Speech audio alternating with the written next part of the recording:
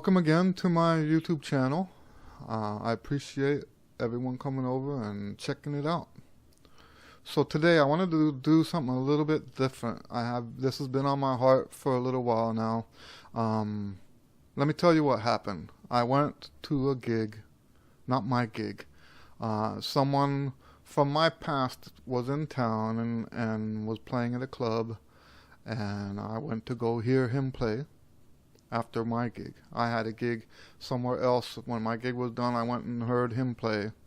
And I had written about this man because he was my teacher. I had written about this man and his influence in my life on my blog. And he never actually acknowledged it, but that was okay. That wasn't why I was writing it. I don't write these things to, let's say, build myself up. Okay, so anyway, I went and heard him play, and I was sitting there, and afterwards, after the gig was over, I stuck around and wanted to talk to him, and he came up to me, and he was very emotional, and he said, "I never got to tell you thank you for writing what I did about him."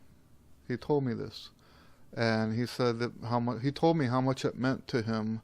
And I came home that night thinking, you know, because I don't always see the results of what I publish and what I say, and you know, it doesn't always come back. And in that night, I actually saw the impact that something I did had on somebody else, and it just made me realize that, you know, I think that's important. We should be doing that. We should be honoring the people who lifted us up. We should be doing that all the time. And I decided on the way home that I wanted to do a series of videos for the teachers that I've had, sort of like the thing I did on my blog. That was something else, because that was a part of a series. And this is a series too, but this is a different series for a different reason.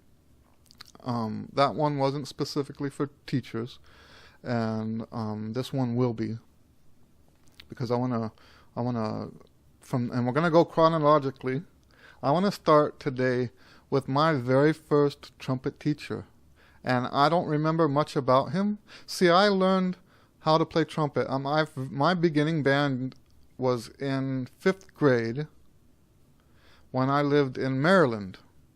And now, to understand this, you have to know that I was a military brat, army brat, and we moved all the time. It was rare for me, and up through elementary school, it was rare for me to do a whole year at one school.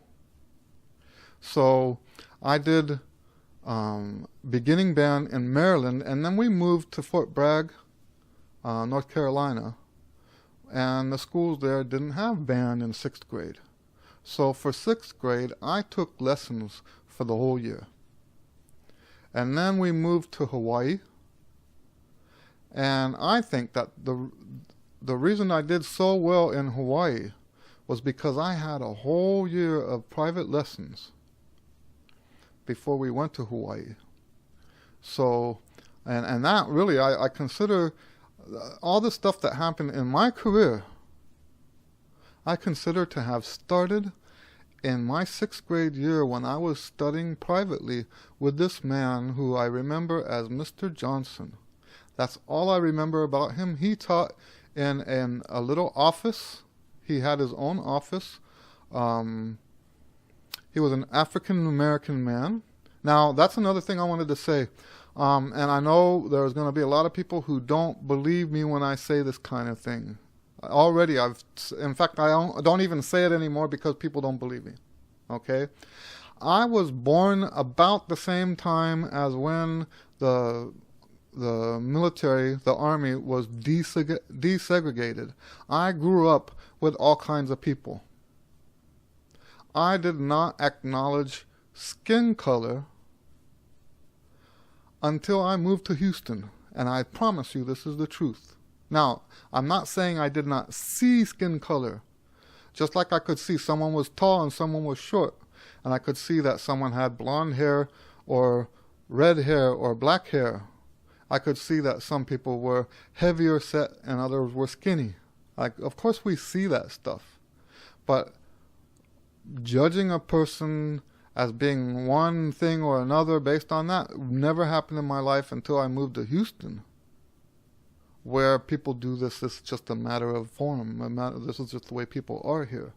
And so just thinking, was he a black guy? Was he a white guy? You never ever thought like that. The only reason I can think back and say to myself now that this man who taught me trumpet at the beginning was a black man was because now today that's how everyone I'm surrounded with, that's how we think. Okay, I'm not real happy with that.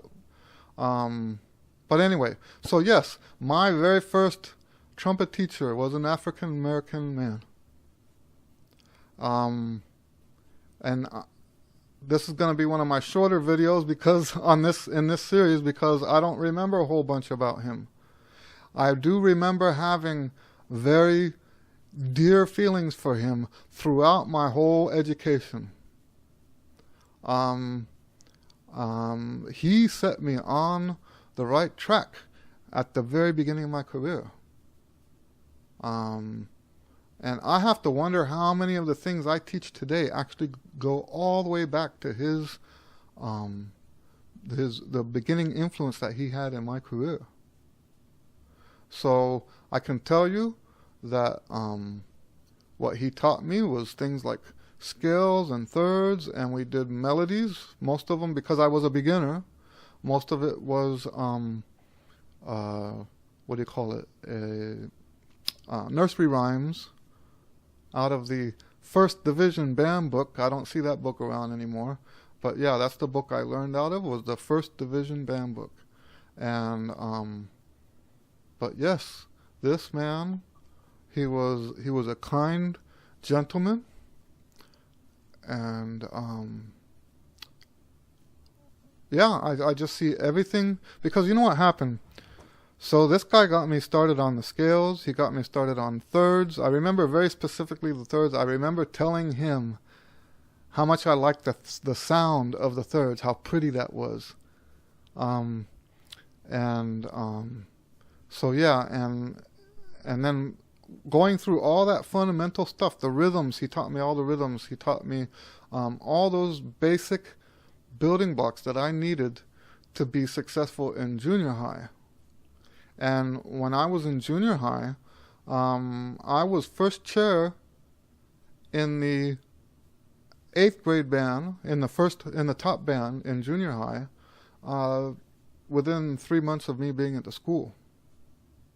So, and I have always acknowledged, even to my students, because, you know what I tell my students about this? Because I think that I was blessed to have those lessons at that time. I really do think I was blessed. And what I tell my students is that because of that year that I had to get ahead, it put me on the, because you know what happens with most of the students is they end up like playing catch up for their whole school careers. They're always just barely making it to the next thing, barely making it. And I think what this year of lessons with Mr. Johnson did for me was to help me see the even at such a young age, he helped me see the value in being ahead of I'm not going to say the head of the competition. That's not what. I'm not a very competitive person. He got me to see the value of being ahead of the process, ahead of the deadline. Like if you need, because that's the opposite of that is always just only having what you need at the last minute. And it's like the people who practice for all region or all state, and they're done finishing, that they finished the working on the music like 3 days before they get to all state or to all region auditions.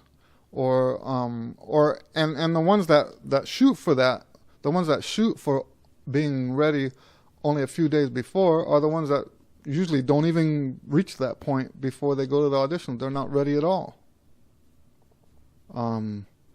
So actually none of us are ever ready. We should never be to a point where I'm like, yes, I'm ready for this audition. You know, there's still more you can do. But I'm talking about just learning the music, not even having gotten through all of the music by the time the audition hits. So I think with Mr. Johnson, I think what he helped me see was that you can be prepared before you go to the audition.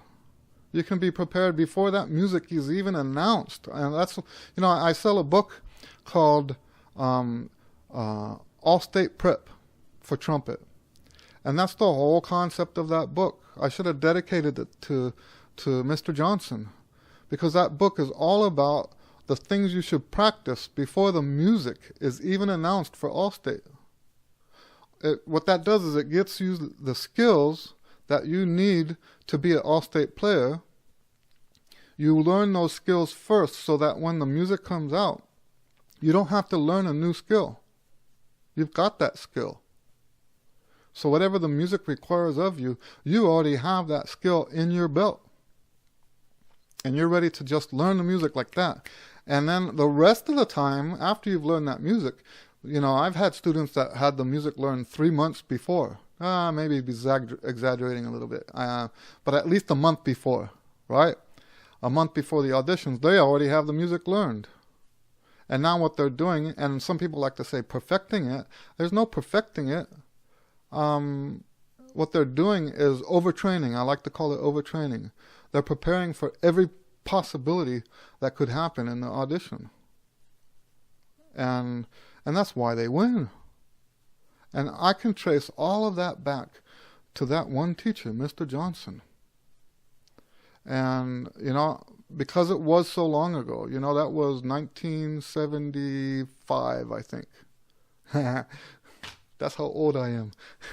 So 1975, I took a lesson with this guy. So I cannot remember all of the details about those lessons. I can barely remember what he looks like, how he dressed, or anything like that. But yeah, those lessons were so instrumental in shaping who I was for the rest of my education career that there's no way I could do a series like this and not put enough emphasis on that very first teacher. I don't even know for sure if his name was Mr. Johnson. That's just how I remember it. If you live in North Carolina and you were around in the 70s and you have any idea who I'm talking about, he was I think he at one point was a band director. Maybe he was a retired band director when I took lessons. If I'm not mistaken, it was on the east side of Fort Bragg. We lived on base, and we went off base for the lessons. And I think his office where he taught, I think it was on the east side of the base. And if you are from North Carolina and you know anything about this man, I would love to hear more about him. I would love to find out more about who he was, what happened to him since I took lessons, and because he really was a very special man in my career, my life. He really made a huge difference. So anyway, this is the first of a series of videos talking about my teachers and how important they are to me, how grateful I am to them. I cannot make videos all the time because I teach in the same room where I have the equipment for videos, so I cannot just pop out videos like some people do. I have to put the stuff away after I finish here, and like today all of my students canceled and so I have the time to actually do the videos. I'm just going to try to get like 5 of them out today. But anyway, yes, this is the first And yes, I have so much gratitude for this man that I remember as Mr. Johnson. He made a huge difference in my life. So now, what I would like for you to do is, in the comments below, tell me about your teachers and who you appreciate, and acknowledge those teachers, and let us know how they help you get from where you were when you were a student to where you are now. I would love to hear, because that's really what this is all about. I'm not doing this so much because I've lost touch with this man, obviously, and I don't need to be applauded because, well, I'm not even going to explain that, but I've never needed people's acknowledgments like that. This is not why I do this. I do this to inspire you to acknowledge your teachers, acknowledge what they've done for you. Okay, so, and the first way I would invite you to do that is put your comments down below and let me know about your teachers. How do you value them, and what have they done for you in your life in helping you, point you in the right direction? Okay? All right. Well, that's it for this one, and have a blessed day. I'll see you on the next one.